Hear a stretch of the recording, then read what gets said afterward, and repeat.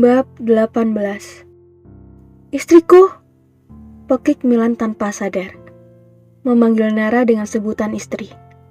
Tersentak kaget saat melihat di depan matanya lampu gantung itu menimpa Nara. Suara riuh terdengar. Orang yang berada dalam ruangan menjadi panik menyaksikan apa yang terjadi pada Nara. Secepat kilat, Milan mendekat ke arah si culun yang duduk tersungkur. Memasang wajah cemas, Milan memegang bahu Nara, hendak melihat keadaan gadis ini. Namun justru membuatnya mengeluh kesakitan.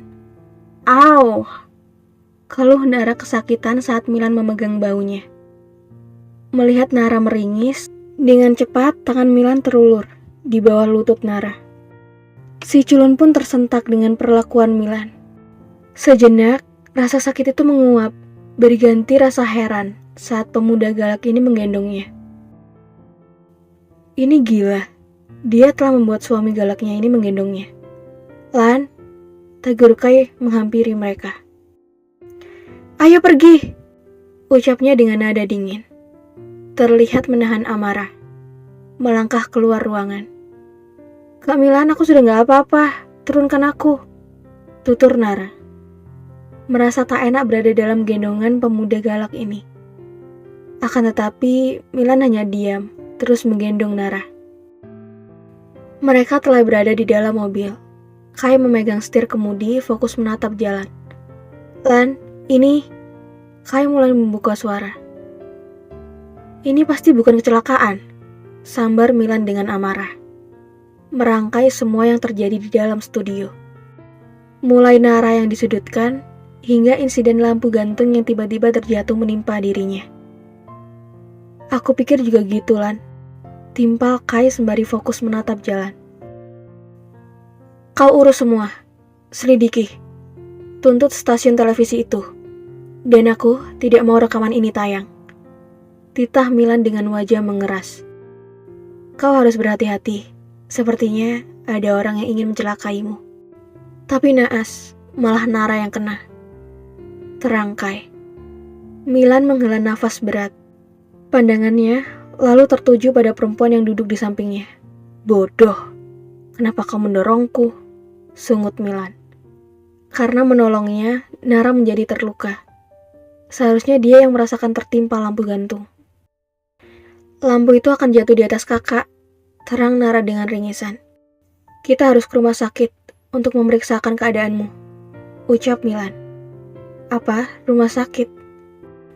Mendengar ucapan itu, Nara seketika panik. Wajahnya memucat. Kata rumah sakit sungguh membuatnya ketakutan. Apa? Rumah sakit? Ulang Nara gelagapan. Kau harus memeriksakan dirimu. Nara menelan salivanya dengan susah payah. Dia sangat takut jika menyangkut rumah sakit, dokter, pemeriksaan, dan sebagainya. Tidak perlu, Kak. Aku sudah tidak apa-apa, sosor Nara dengan cepat. Anda terluka, bahu Anda mungkin terkilir, selakai. Tidak, aku baik-baik saja. Sangkal Nara melambaikan kedua tangannya. Diseling wajah yang memaksakan senyuman. Aku tidak mau ke rumah sakit, dokter sangat mengerikan, batin Nara. Kak Kai, tolong hentikan mobilnya, aku turun di sini saja. Pinta Nara terdengar memelas. Sungguh dia tidak ingin ke rumah sakit. Hei, kenapa mau turun? Sungut Milan. Menuruti permintaan istri atasannya, Kai pun menepikan mobil dan menginjak rem. Setelah mobil berhenti, tangan gadis ini dengan cepat terulur, membuka pintu mobil. Hei, kau harus ke rumah sakit. Apa kau terluka? Milan mencegah Nara. Tidak perlu, Kak. Aku harus pergi merias lagi, alibinya. Kau masih mau bekerja dalam keadaan seperti ini? Decak Milan. Pengantin wanitanya pasti sudah menungguku, ucap Nara setelahnya keluar dari mobil. Hei culun, kau harus memeriksakan keadaanmu, panggil Milan. Aku tidak apa-apa, Kak. Tanganku baik-baik saja, tidak ada yang luka. Balas Nara tersenyum pelik, meregangkan tangannya agar terlihat baik-baik saja. Padahal saat ini dia sedang menahan sakit. Demi tak menginjakkan kaki ke rumah sakit, dia harus berbohong. Setelahnya gadis ini berbalik, semakin mempercepat langkahnya, tak berbalik sedikit pun.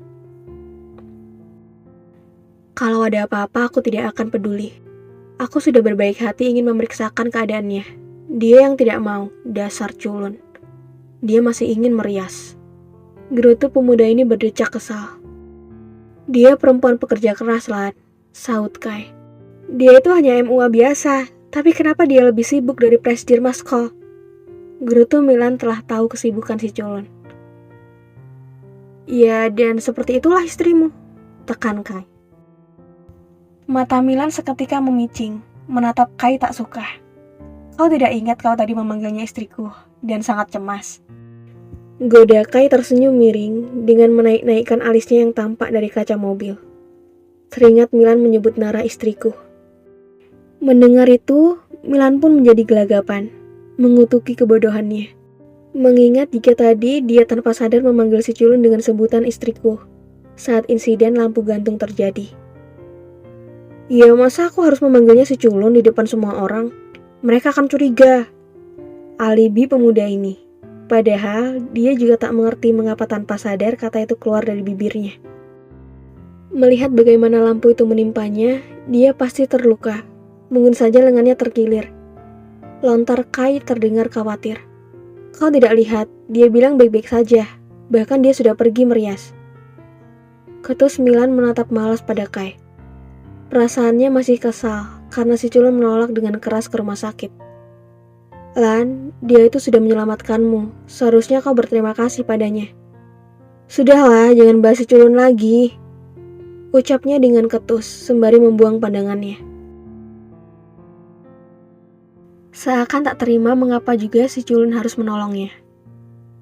Kai menyeringai melihat tingkah sahabat galaknya. Kai tahu Milan pasti mengumpat dalam hati. Mengapa orang yang ia benci malah menolongnya?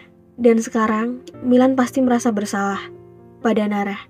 Namun gengsi yang setinggi gunung membuat lidahnya keluh untuk mengakui ataupun mengucapkan terima kasih pada si culun istrinya.